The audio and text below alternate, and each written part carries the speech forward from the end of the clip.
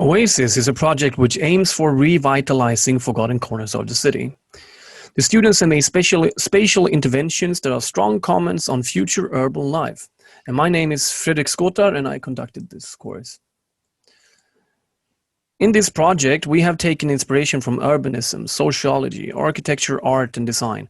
We believe that our works can generate further discourse on how we would like to public space to develop and how we can make a symbiosis between nature and the city. In Tel Aviv, Tim Portnoy renewed a forgotten park with design objects that attract birds, birdhouses, bird baths, food dispenser, and crossing threads where the birds can sit. Tim also created seatings and benches in the same style for people who want to enjoy the bird park and take a rest. Caroline Richter has made a modular structure which can be assembled in various compositions and adapted to its surroundings. As you can see, the cubes are made from different materials, enabling several target groups' well-being, from playing children to a gathering point for adults. Additionally, the structure is visually revitalizing and very poetic. The vineyards around Freiburg are famous, and in many villages there are historical buildings with all machines for wine production. Niels Hornbach wants these to receive more attention and provide information about the region. He created an outdoor museum and a new village center at the same time. Benches and walls resemble the region's mountains, and at the same time they are part of a regional map embedded in the floor. According to Matthias Schmidt, the town of Köthen is often a dark and deserted town. He proposes a poetic light concept. In the main square and the alleys, he mounts wire grids in which small LED spheres are placed. These create a sky full of bright stars, and depending on the site, the stars can either be static or changeable through animation.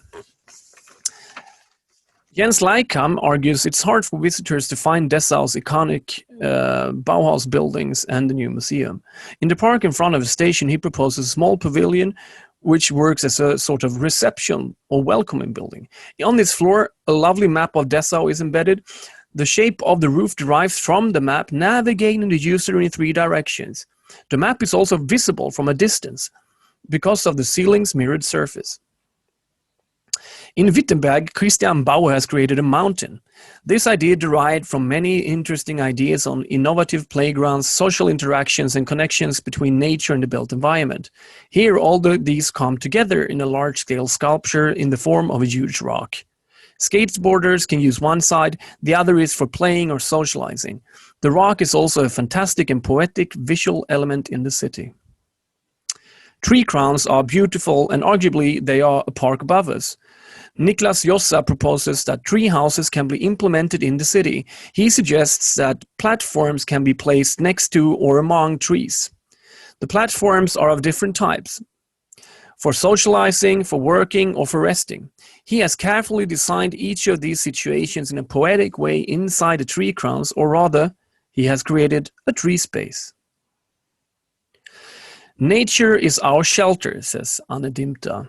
She has created a strong and poetic comment on the interaction between urban and nature, and in a deserted corner of Dessau, she proposes planting a biotope consisting of local trees. Around it, there are sections of circular benches, and in the biotope's center, a mystical light is glowing in the night. The composition can be interpreted in various interesting ways. As an exhibited forest in the middle of the city, or as a place for resting in nature, an oasis in a concrete landscape. Thank you all for the great ideas and designs. And how would you like to your city to be developed in the future? In this project, we have seen many interesting and poetic strategies. Thank you so much for listening.